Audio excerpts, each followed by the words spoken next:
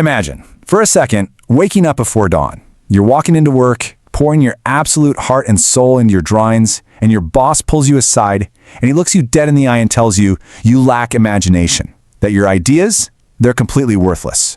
Now, I want you to really think about how that would feel. Most of us, honestly, would probably pack up our desks right then and there. We'd find a safe, reliable job. We'd just move on and let that dream die. But this young artist, he absolutely refused to let a single critic dictate his future or write his story.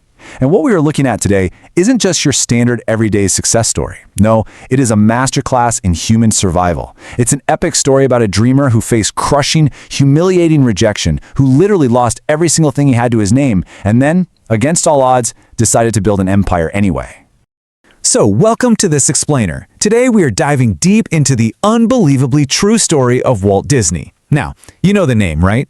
It's attached to one of the most recognizable, beloved entertainment companies in human history, a company that has literally brought joy to billions of people across multiple generations. But the actual journey to get there? Wow. It was a turbulent, heart-wrenching, emotional roller coaster.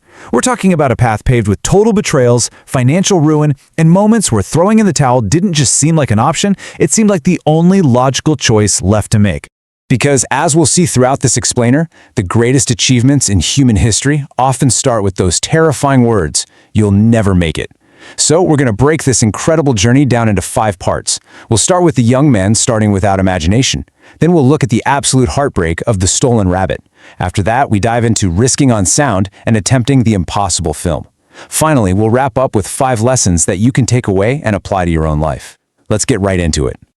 Section 1. An artist without imagination. From farm boy to bankrupt entrepreneur. Long before the glittering castles and the massive theme parks, Walt was just a farm boy growing up in the Midwest. And his early life, it was incredibly grueling. Picture this, young kid trudging through the freezing cold, delivering newspapers just to help his family get by. But he found his escape. He found it by sketching the farm animals around him. You see, Walt had this core belief even back then. He deeply believed that creativity wasn't some rare, magical gift bestowed from the heavens. No, to him, it was a muscle. You had to work it, you had to train it every single day. So he started small. He got jobs at little ad studios, grinding away, creating basic, everyday commercial artwork. The pay was practically non-existent, but he didn't care. He was soaking up knowledge like a sponge. And then he discovered animation. This was a total game changer. Suddenly, his drawings weren't just flat pictures on a page, they were moving. They were stories literally coming alive right in front of his eyes. The magic of that completely hooked him. And so, taking his very first massive leap of faith, Walt launched his own animation business. He was absolutely determined to take these simple cartoons and elevate them into a true art form. But here's the harsh, unforgiving reality of the real world. Passion alone does not pay the bills. And Walt learned this the hard way. His ambitious projects started running way over budget. The income completely dried up. And before he knew it, that very first company, the dream he had poured every ounce of his soul and sweat into, went completely bankrupt. We are talking $0 in the bank.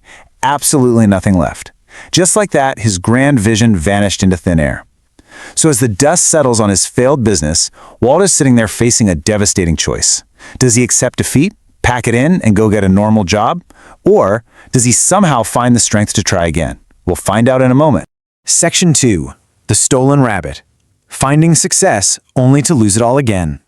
So, Walt chooses to fight. He manages to scrape together just enough cash for a train ticket out to Hollywood.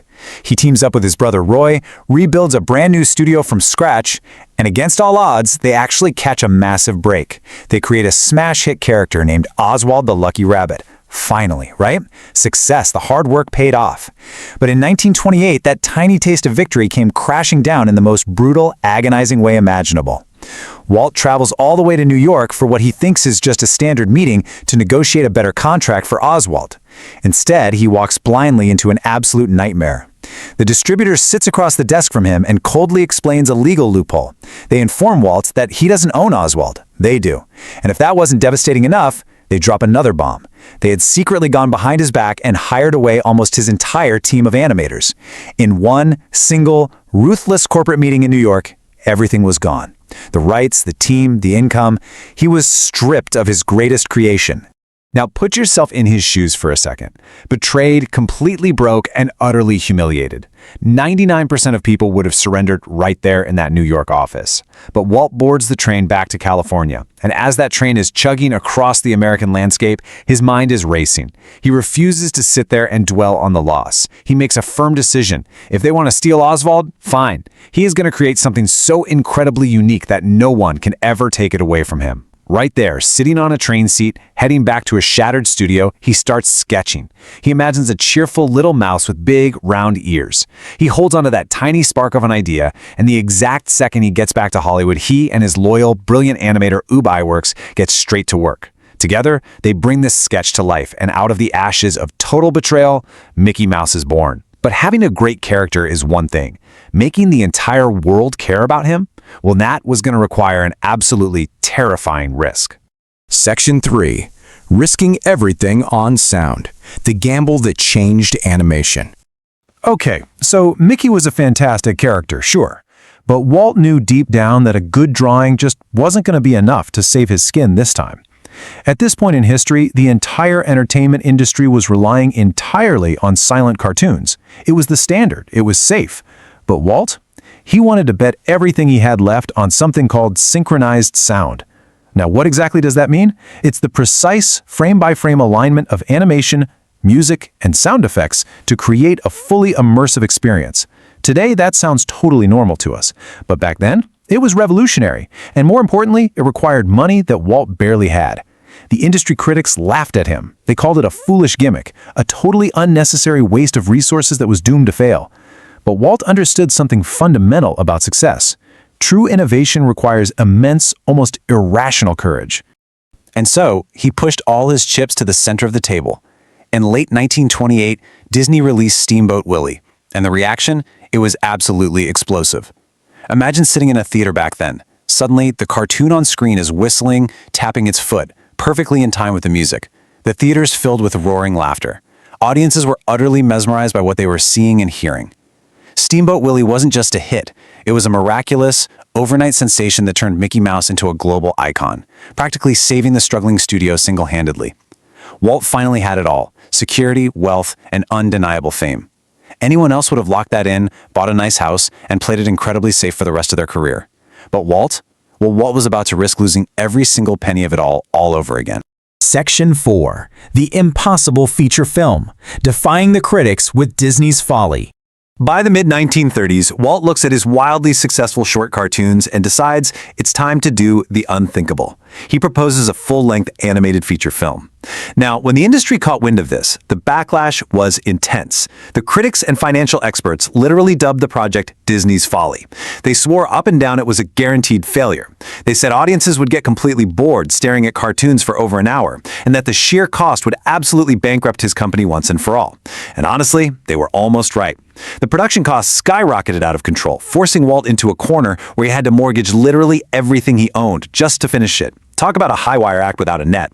But then came December 1937, the premiere of Snow White and the Seven Dwarfs. The lights in the theater dimmed, and a miracle happened.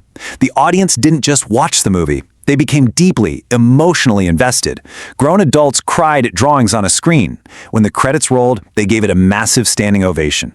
Snow White didn't just earn millions of dollars. It completely shattered expectations and single-handedly redefined what the entire entertainment industry could be. But as we've learned by now, Walt never, ever stood still.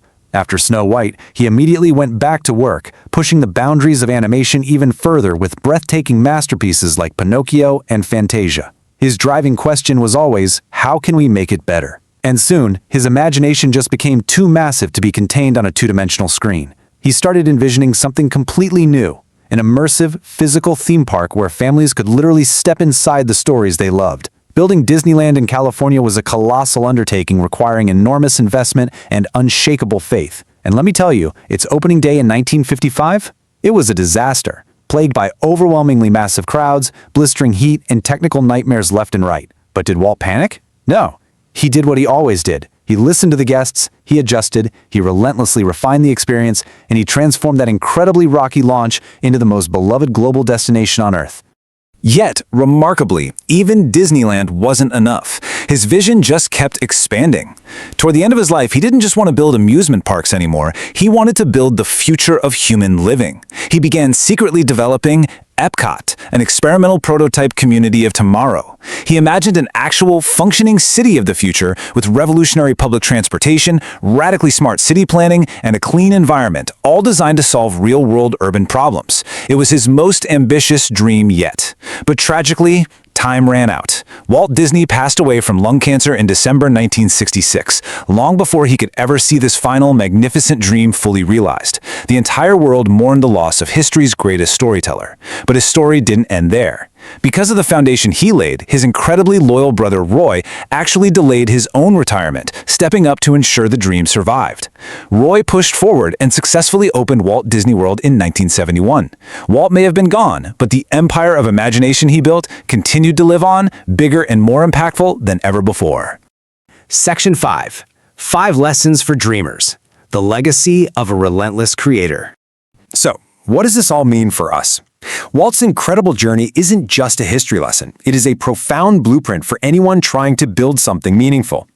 Looking at his spectacular highs and his agonizing lows, we can pull out 5 absolutely vital lessons. First, rejection does not define your future.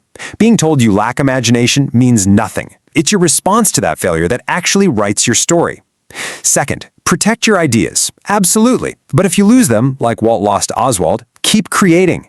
Your genius isn't in one single idea. It's in your ability to generate them. Third, innovation requires serious courage. It always begins exactly where certainty ends. If it feels completely safe, it's probably not innovative. Fourth, never ever stop improving. Always ask, how can we make this better? And finally, the 5th lesson. Dream incredibly big, but then you have to put in the grueling, hard work to back it up. Because imagination without relentless effort, it changes absolutely nothing. Which brings us to the end of this explainer, and it leaves us with one incredibly powerful question. Looking at your own life, what is that impossible idea that you are willing to keep fighting for? Walt Disney faced absolute financial ruin. He had his creations stolen out from under him. He faced brutal, unrelenting criticism from industry experts. But history doesn't remember the critics, and it certainly doesn't remember those who pack up and stop after their first failure. It remembers the relentless ones. It remembers those who keep creating no matter what. Thank you so much for exploring this deeply emotional and inspiring story with us today. If you want more cinematic explainer documentaries diving into the incredible people and ideas that have fundamentally changed our world, make sure you hit that subscribe button to Beyond Success. Until next time, keep pushing forward, keep creating, and remember, every legend has a beginning.